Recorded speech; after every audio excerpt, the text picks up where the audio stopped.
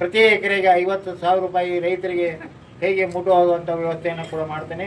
ಯಾರ ಕಾಲದಾಗ ಮಾಡಿದ್ದೀವಿ? ರಮೇಶ್ ಕತ್ತಿಯವ್ರ ಕಾಲದಾಗ.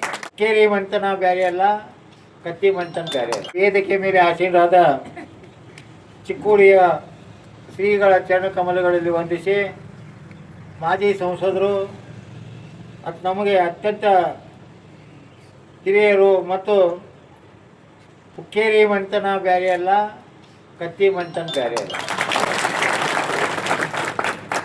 ಈ ಕಾರ್ಯಕ್ರಮಕ್ಕೆ ಆಗಮಿಸಿದ ರಮೇಶ್ ವಿಶ್ವನಾಥ್ ಕತ್ತಿಯವರೇ ಮತ್ತು ಮಾಧ್ಯಮದ ಮಿತ್ರರೇ ಮತ್ತು ಎಲ್ಲ ಅಣ್ಣ ತಮ್ಮಂದಿರೇ, ಅಕ್ಕ ತಂಗಿಯರೇ, ಈಗಾಗಲೇ ರಮೇಶ್ ಕತ್ತಿಯವರು ತಮ್ಮ DCC ಬ್ಯಾಂಕದ ಅಧ್ಯಕ್ಷರಾದ ನಂತರ ಎಷ್ಟು ರೈತರಿಗೆ ಅನುಕೂಲ ಮಾಡಿಕೊಟ್ಟಿದ್ದೇವೆ ಅನ್ನೋದ್ರ ಬಗ್ಗೆ ಈಗಾಗಲೇ ಕೃಷಿ ಪತ್ತಿನ ಅಧ್ಯಕ್ಷರು ಹೇಳಿದರು. ಸುಮಾರು 4 ಕೋಟಿ ರೂಪಾಯಿಗಳನ್ನು ನಾವು ಬೆಳೆ ಸಾಲ ರೈತರಿಗೆ ಕೊಡುವಂಥ ವ್ಯವಸ್ಥೆಯನ್ನು ಯಾರ ಕಾಲದಾಗ ಮಾಡಿದ್ದೀವಿ? ರಮೇಶ್ ಕತ್ತಿಯವ್ರ ಕಾಲದಾಗ. ಯಾಕಂದರೆ ನಾವು ನೆನೆಸ್ಬೇಕು, ಯಾರ ಅಧಿಕಾರದಾಗ ಇರ್ತಾರೋ ಅವರು ಜನರಿಗೆ ಅನುಕೂಲ ಮಾಡಿಕೊಡುವಂಥ ವ್ಯವಸ್ಥೆಯನ್ನು ಮಾಡಬೇಕು. ಆ ಪ್ರಕಾರ ಇವತ್ತು ರಮೇಶ್ ಕತ್ತಿಯವರು DCC ಬ್ಯಾಂಕ್ ಅಧ್ಯಕ್ಷರಾದ ಮೇಲೆ ಎಲ್ಲ ಪ್ರಾಥಮಿಕ ಕೃಷಿ ಪತ್ತಿನ ಸಹಕಾರಿ ಸಂಘಗಳಿಗೆ ಸಾಕಷ್ಟು ಕೃಷಿ ಸಾಲವನ್ನು ಕೊಡುವಂಥ ಒಂದು ಪ್ರಾಮಾಣಿಕ ವ್ಯವಸ್ಥೆಯನ್ನು ಮಾಡಿದ್ದಾರೆ ಅಂತ ಹೇಳಿದಕ್ಕೆ ಭಾಳ ಸಂತೋಷ ಆಗ್ತಿದ್ದಕ್ಕೆ ಈ ಸಂದರ್ಭದಲ್ಲಿ ಹೇಳ್ತಾ ಇದ್ದೇನೆ. ಒಂದು ಮಾತು ನಾವು ಮಾನ್ಯ ಮುಖ್ಯಮಂತ್ರಿ ಹೇಳಿದ್ದೀನಿ, ಸರ್ ನೀವು ಕೃಷಿ ಪತ್ತಿನ ಸಹಕಾರಿ ಸಂಘಗಳಿಗೆ ಪ್ರತಿ ಎಕರೆಗೆ 50 ಲಕ್ಷ ರೂಪಾಯಿ ಕೊಡುವಂಥ ಒಂದು 50,000 ರೂಪಾಯಿ ಪ್ರತಿ ಎಕರೆಗೆ 50,000 ರೂಪಾಯಿ ಕೊಡಬೇಕಂತ ನಾವು ಕೇಳ್ಕೊಂಡಿದ್ದೀವಿ. ಆಮೇಲೆ ಕೃಷಿ ಸಚಿವರ ಹತ್ರ ಹೋಗಿ, ಸರ್ ನೀವು ಬಜೆಟ್ನಾಗ ಘೋಷಣೆ ಮಾಡಿರಿ, ಈಗ ಪ್ರತಿ ಎಕರೆಗೆ 40,000 ರೂಪಾಯಿ ಕೊಡ್ತಾರೆ, ಅದನ್ನು 50,000 ರೂಪಾಯಿ ಮಾಡಿರಿ.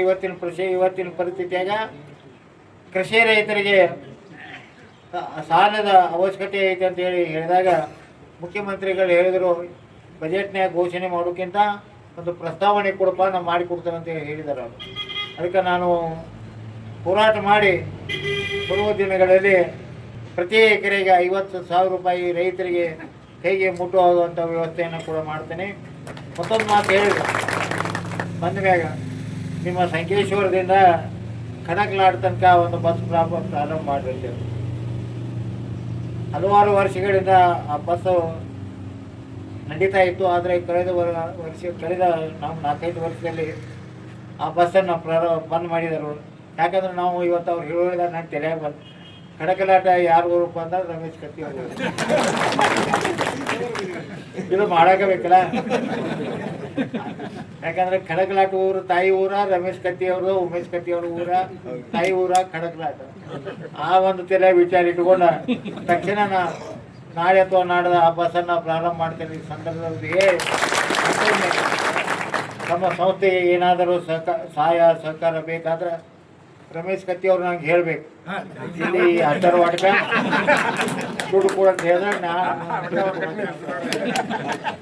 ಯಾಕೆ ಹೇಳಿ ಅಂದ್ರೆ, ಮಾದೇವ ಪ್ರಸಾದ್ ಇದ್ದಾಗ ಬಜೆಟ್ನಾಗ 20 ಕೋಟಿ ರೂಪಾಯಿ ಕೊಟ್ಟಿದ್ರು ಅವರು. ಈ ಕೃಷಿ ಪತ್ತಿನ ಸಹಕಾರಿ ಸಂಘಗಳಿಗೆ ಕಟ್ಟಡ ಕಟ್ಟಲಿಕ್ಕೆ 20 ಕೋಟಿ ರೂಪಾಯಿ ಕೊಟ್ಟಿದ್ದ. ಅದ್ರ ಮ್ಯಾಗ ಒಂದು ದುಡ್ಡು ಕೊಟ್ಟಿದ್ದ. ನಾವು ಮಾನ್ಯ ಮುಖ್ಯಮಂತ್ರಿ ಕೇಳಿ, ಮಾದೇವ ಪ್ರಸಾದ್ ಇದ್ದಾಗ ಕೊಡ್ತಿದ್ರು, ಮತ್ತು ನೀವು ಯಾಕೆ ಕೊಡ್ತಾ ಇಲ್ಲ? ಇಲ್ಲಪ್ಪ ಕೊಡೋನು, ಈ ಸರಿ ಬಜೆಟ್ನಾಗ ಏನಾರೇ ಅವಕಾಶ ಮಾಡಿ ಕೊಡ್ತೇವೆ ಅಂತ ಹೇಳಿದರು. ಆ ದೃಷ್ಟಿಯಿಂದ ನಾನು ಹೆಚ್ಚಿಗೆ ಮಾತಾಡಿದೆ. ಇನ್ನೊಂದು ಶ್ರೀಗಳ ಮಾತಾಡೋರಾದರು ಮತ್ತು ನಾನು ಕೂಡ ಎಲ್ಲರೂ ಹೋಗೋದೇನೆ. ಈ ಸಂದರ್ಭದಲ್ಲಿ ತಮಗೆಲ್ಲರಿಗೂ ವಂದಿಸಿ ನನ್ನ 2 ಮಾತುಗಳಿಗೆ ವಿರಾಮ.